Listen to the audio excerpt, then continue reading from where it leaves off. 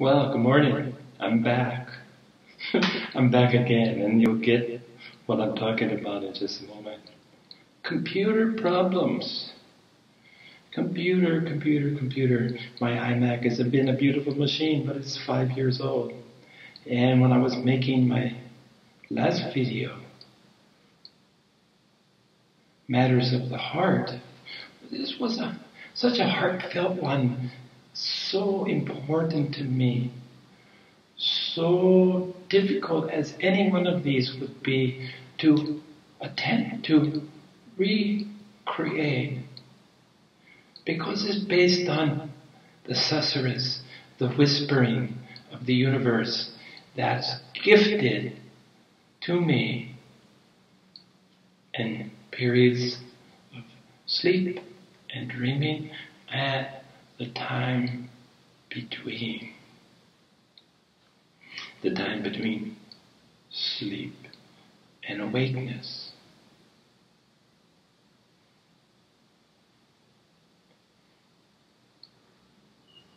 So it's hard to recreate. And I knew previously, I'd been getting inklings from my computer. It'd been talking to me that there was problems. I noticed that I had to shut down everything except just the photo booth functions. I couldn't have the internet open. Even the notes that I sometimes need to refer to had to be closed. And sometimes my machine would just stop. All the indications that hard drive difficulties, at least in my very cursory and limited understanding of technology, either software or hardware, it really matters not. My level of competency leaves much to be desired, perhaps, even though I myself am content to do just what is necessary to put this program, to put this video, to put this episode or chapter together. So, matters of the heart, encounter difficulties. The picture froze in the course of halfway through the video. And I just decided to continue, because to recreate, to restructure, to redo is fraught with difficulty, as these are not scripted, these are inspired.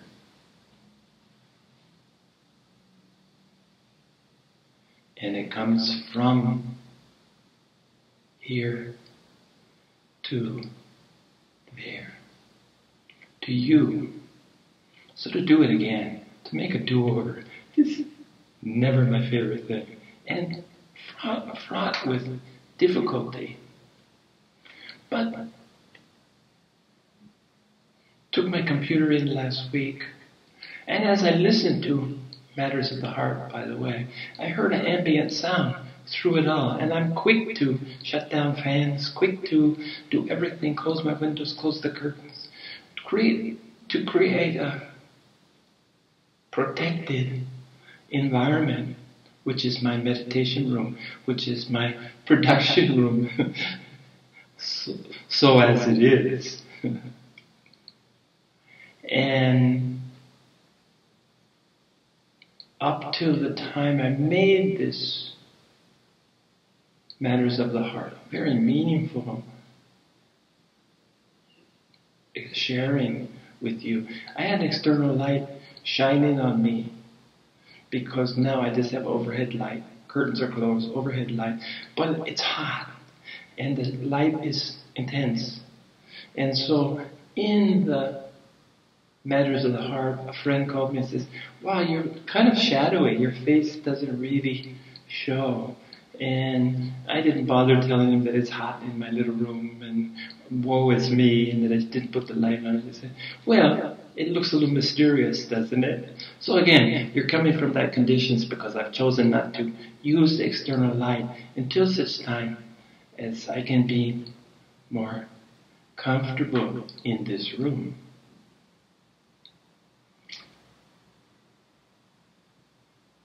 Machine is down. Matters of the heart. Picture freezes. I left it, I continued as I said. It started again, and then I noticed that the mouth and the words are out of sync for the last.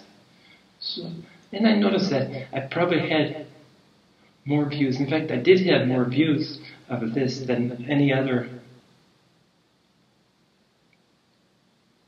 episode that I've done. Isn't that a little ironic? But I left it, I posted it. Of course, I wasn't aware, until I posted it, I wasn't really aware, monitor it myself, that I saw, oh, it's problems, ambient sound, camera freezes, which I was okay with as long as I could continue talking. But it became disconcerting for me to see myself talking and like a badly dubbed movie, mouth and sound didn't match. So I'm debating whether to redo it or not. I've gotten as far as writing notes, trying to script my unscripted talk, and I got about a third of the way through, so it's a work in progress. Will I redo it? Most likely.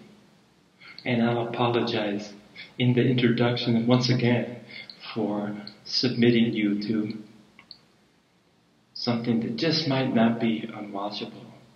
That might be unwatchable, not be watchable. But it'll be tough because this has special meaning. But the irony of this I want to share with you. In the attempts to get back up, I got my machine back. It had been cleaned and freshened, refreshed, so that I could begin again. And I'll talk about how this experience led directly into the topic of the day, what I want to talk about today. But I want to mention that, I have a checklist and I need to check the microphone levels, and today I did it. I did the video, I had everything set up the way it needs to be. I did the practice video, and in order to listen to the voice levels to see how I had got it, I had it pretty much set before the machine went in, but now I'm starting with a clean slate. My machine has been renewed, so I have to go back and check the settings. I unplugged the external mic and listen to the sound, because if I don't unplug it, I can't hear the audio. So I listened and I thought, the levels, I like it. The levels are right where I remembered it, I reset it. I'm happy with those levels. I forgot to plug the microphone back in, and I proceeded with my whole 34-minute talk.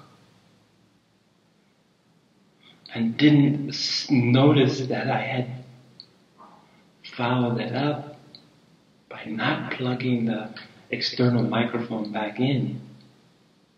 And coming back to the original problem that sent me out looking for a microphone, the fact that the mic built into my computer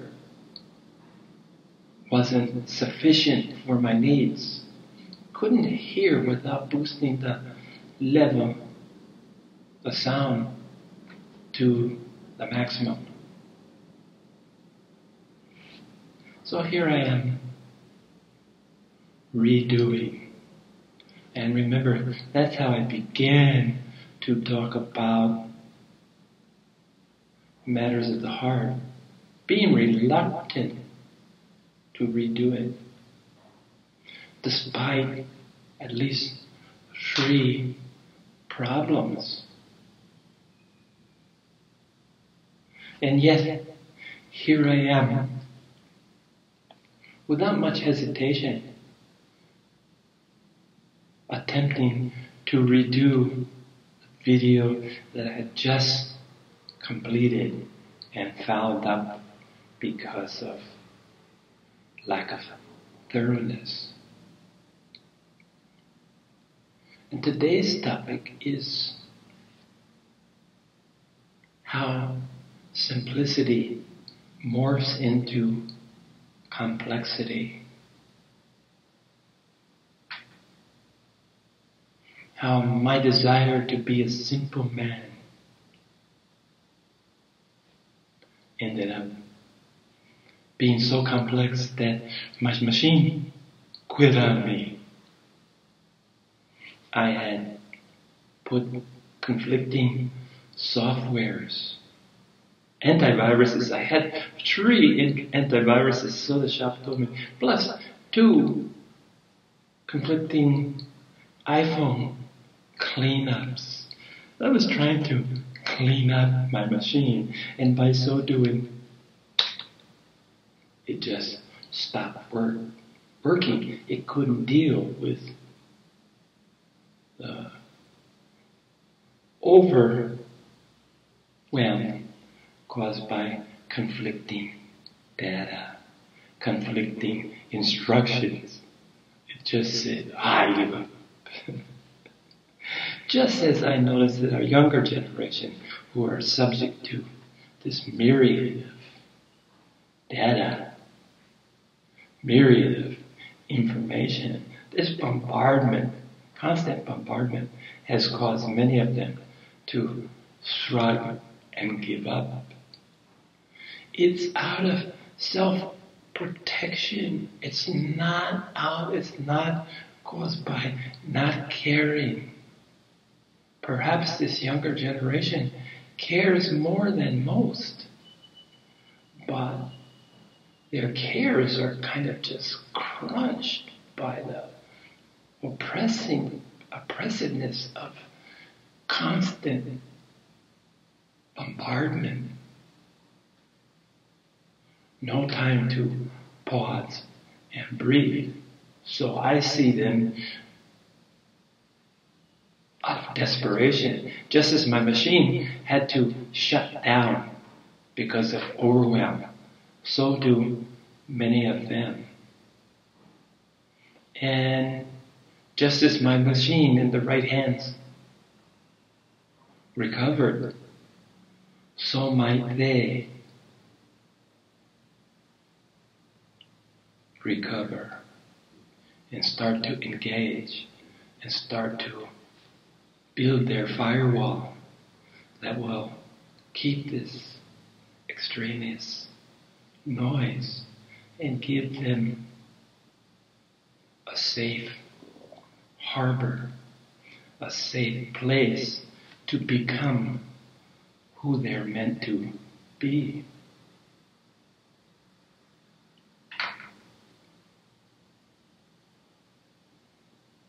So the sounds of the universe, the susurrus, the whispering of the universe is what propels me, impels me, allows me to present anything that might be useful to anyone out there. It's from learning to listen that I'm learning to choose my words in the hopes of reaching that part of each and every one of us that is eternal, forever, perfect, that all-encompassing realness of what's soul, that we all share, that we all search in our search for to be reunited at some point in our spiritual inquiry, our spiritual journey, until we can wake up from the dream and see that we indeed are what's real without separation and division. So, polarities, the morphing into simplicity to complexity. Of course, with the caveat of knowing that all polarities, as is ultimately everything else that we see, hear, touch, feel, or speak, is not real. But the secret here, the key here, is that we share a responsibility upon recognizing the non-reality of the ego, our sense of self, and the world around us, embracing the realization that these are just conceptual. I stumbled on that word. They're just made up by us to adapt the best we can to the world in which we find ourselves. So we're recognizing the unrealness, recognizing our misperception of what's real, our misunderstanding, does not excuse us of the responsibility of dealing with this maya, this illusion that we find ourselves sometimes feeling trapped in, feeling limited in an unlimited universe that flies in the face of our experiences of the abundance of everything. Our perceptions of our lack of have to be dealt with as long as we're in this body. Even though we can dismiss it as we recognize, we understand the unreality, that it's not real, doesn't mean that we can dismiss, oh well, it doesn't matter because it's just illusion. You know, many of us would prefer to go live in a cave. In the Himalayas, what a place, right? But remember, here's the caves, the temples, and just below is the villages of people. The people support the temples, who support the hermit in the hill. No matter how minimal his or her requirements are to keep existing in this physical structure, which is so necessary, as it turns out, to our pursuit of liberation, to our pursuit of understanding. We need this human body. So you can withdraw and go to your cave. You can do it metaphorically, which I do a lot. The cave's available. But to do it physically, you must remember that others make it possible for you. So there has to be a return at some time. You can't just take and expect to get anywhere on your journey. After all, it's all about giving. So the time spent in the cave will allow you, ideally, to come back and share what others made possible for you in your embracing the ultimate. You need to come down off the hill at some point. while remembering that we all have a refuge. We can all retreat to our own cave, only metaphorically. But we must deal with, we must express, we must take responsibility for our part in this picture, even all the while knowing that it's illusory, it's illusion. Knowing this does not free you from participation. Along with participation, of course, you're going to accumulate karma. It's just the nature of the beast. It's a constant, as long as your body, it's a constant process of learning how to deal with the karma that you're accumulating now. Hopefully, during the period of liberation, your major karmas were dealt with.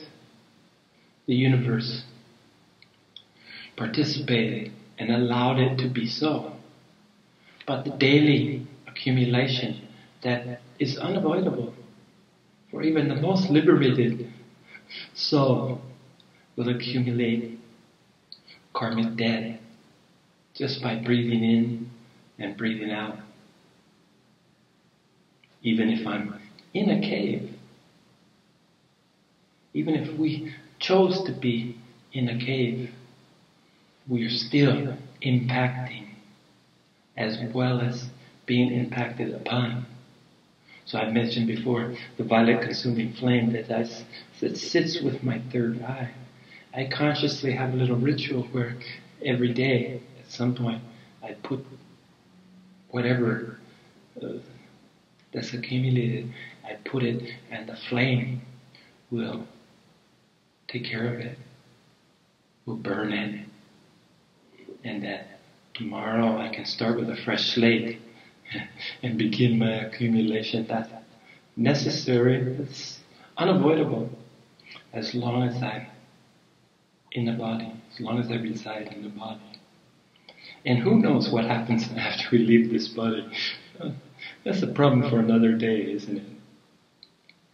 So this morphing from one polarity to another, irregardless of the fact that they're illusory, they don't exist, it's an illusion, does not preclude dealing with them. So I was thinking a lot about here, I always have the desire to be a simple man. Simple. Kids, keep it simple, stupid is something that I use. It's my mantra, one of my mantras.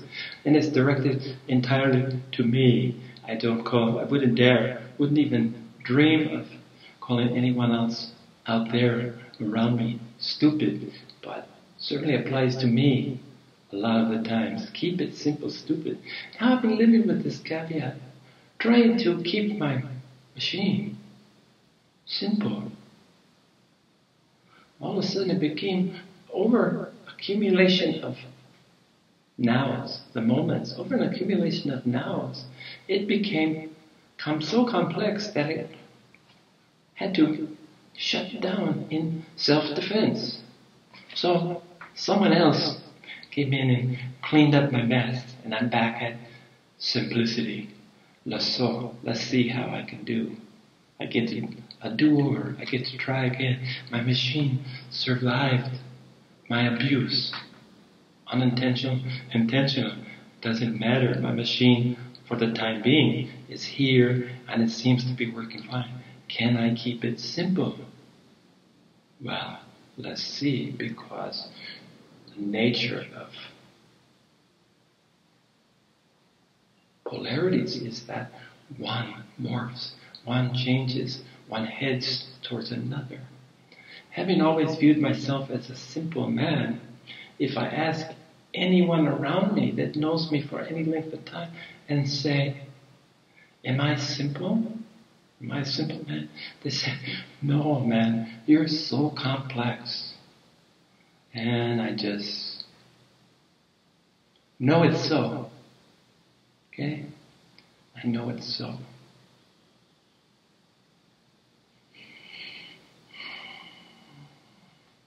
But the desire, much of the same. I put the desire, the need to be simple, in the same category as clarity, work in progress, and somewhere on the low rung of the ladder towards the expression of clarity or simplicity. So I started thinking about other polarities that morph. I saw this through the machine, through this experience with my machine, which was ongoing. I thought I'd gotten experience over with, but as I told you this morning, I managed to unplug my microphone and did the whole video with inadequate sound. And this is a try-over. This is a redo. So lots of work. But this morphing of polarities, I thought about the delicate morphing of day into night, dusk and dawn. Although I've always lived in the tropical zone, not too far either direction of the equator, not too far. So my experience is that this part of this earth is that in the places I've lived, the transition from day, and really, when does it become night? And when does night become morning? So this transition not only occurs, but it's hard to say when simplicity is changing into complexity, just as morning is changing into afternoon, night, dawn, dusk, this cycle. So at noon, it's pretty easy to see where you are in the heat and the directness of the sun overhead. But as it approaches dusk, it gets more and more difficult to really pinpoint. Hate and love is another one. Most of you have had that experience, a very human experience of something starting in love and ending up in hate. Although the opposite, from hate to love, can happen, but maybe not as often. For me, the only thing I can think of is eggplant. Sort of a hated eggplant, and now I love eggplant. Maybe a trivial example.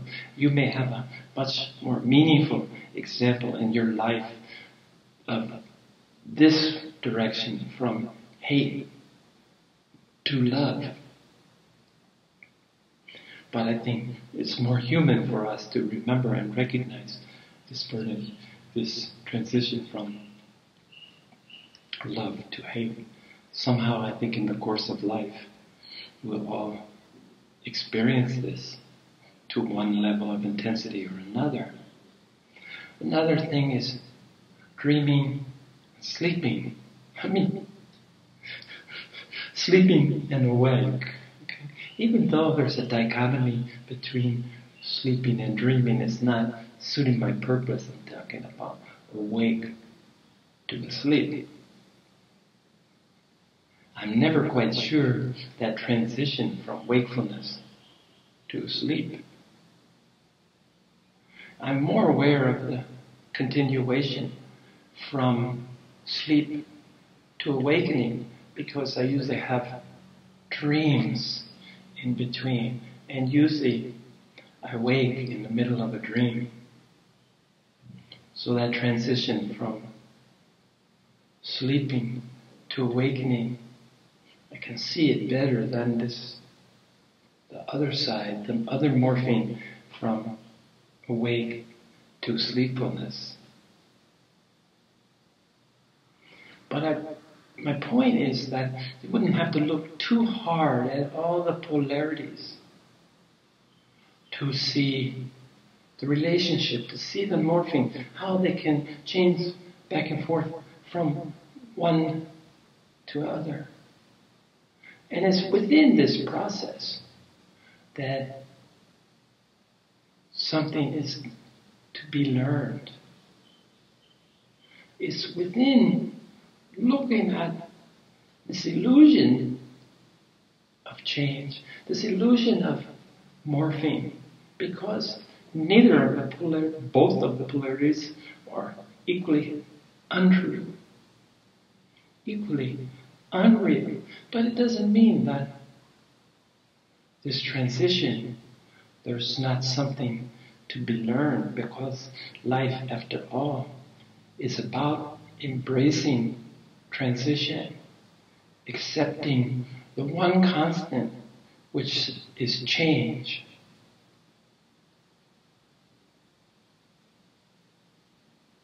This can be enhanced by this process.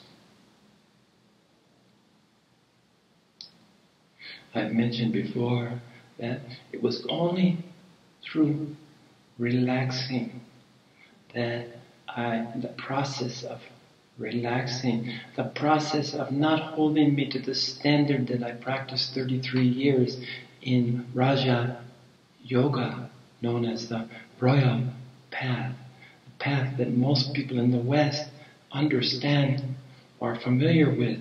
It's about ultimately silencing the mind with the understanding that through this silence will come clarity, and it requires rigorous discipline.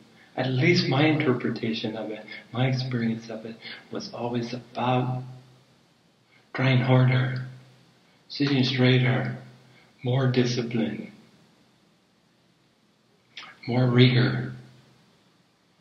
And my hardware, my body, caused me to relax, because just as the hard drive in my computer would poop out on me, would just stop, so too will my body, as long as I put this constraints, no matter how meaningfully done, no matter how pure the results were intended to be. And as a reward, I was gifted with equanimity. I was gifted with the ability to listen to the real process, the jhana yoga, the search through knowledge, through the words of teachers, through reading, through the transition of information to knowledge, to ultimately to wisdom, was the path that allowed me the beauty, allowed me to surrender, allowed me to embrace the oneness that we all share, both within and without, this connection to what's here, to the world around me, was gifted by relaxing acceptance of what was so, acceptance of, and all the while understanding that while the clarity remains elusive,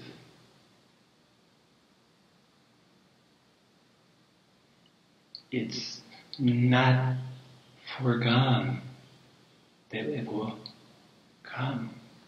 Although the battle from taming to quieting to stilling is a work in progress. So take a look at the polarities that gets your attention, because it's through the polarities that, for me, the morphing, the changing, the process of taking a look at how does this become that? And how does that become this? And where are you on the transition point? Where are you at any given time? Just as night becomes day.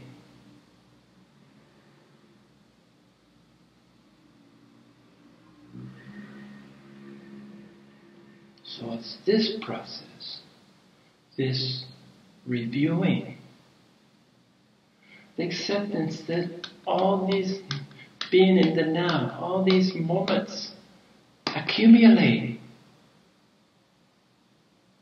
All these moments are not without recourse or repercussions.